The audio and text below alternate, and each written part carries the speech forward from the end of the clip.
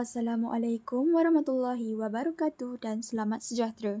Nama saya Rashidah Nadia binti Rodillah, memegang kad matrik di 202511116567 akan membentangkan topik 12 Polis dan Juvana, iaitu tentang hubungan polis dengan Juvana. Saya akan menerangkan pengenalan, iaitu hubungan antara polis dengan Juvana merujuk kepada interaksi antara pihak polis dan remaja. Hubungan ini penting kerana polis sering menjadi pihak pertama yang berurusan dengan remaja bermasalah. Cara polis melayan remaja boleh mempengaruhi sikap remaja terhadap undang-undang dan juga tingkah laku masa depan remaja, iaitu jenayah atau pemulihan. Mengapa hubungan ini penting? Yang pertama, remaja berada dalam fasa perkembangan emosi dan identiti.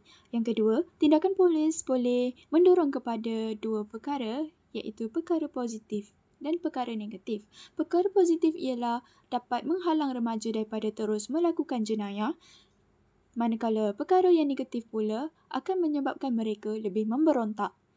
Yang ketiga adalah hubungan yang baik dapat mewujudkan peluang rehabilitasi dan pencegahan jenayah.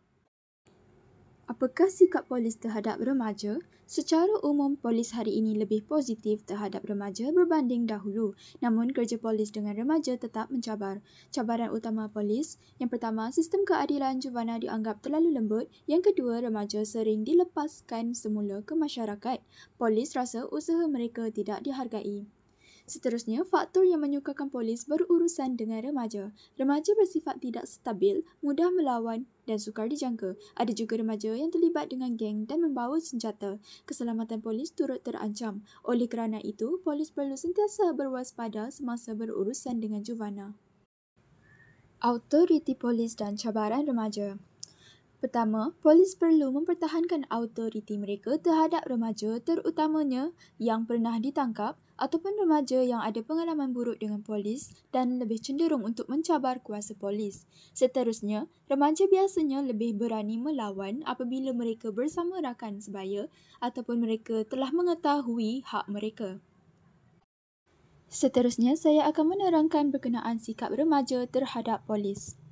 Yang pertama, faktor yang mempengaruhi sikap remaja adalah pengalaman peribadi dengan polis, layanan polis semasa ditahan dan juga pengaruh keluarga serta rakan. Kesimpulannya, remaja yang tidak pernah berurusan dengan polis biasanya lebih positif. Remaja yang kerap ditahan lebih negatif terhadap polis. Akhir sekali, saya akan menerangkan berkenaan perbezaan sikap remaja berdasarkan latar belakang. Kajian menunjukkan remaja muda lebih positif daripada remaja lebih tua. Remaja perempuan pula lebih positif daripada remaja lelaki. Dan remaja luar bandar lebih positif berbanding remaja di bandar. Remaja kelas sederhana lebih positif berbanding remaja kelas bawahan. Dan yang terakhir, remaja yang terlibat dengan geng bersikap paling negatif terhadap polis.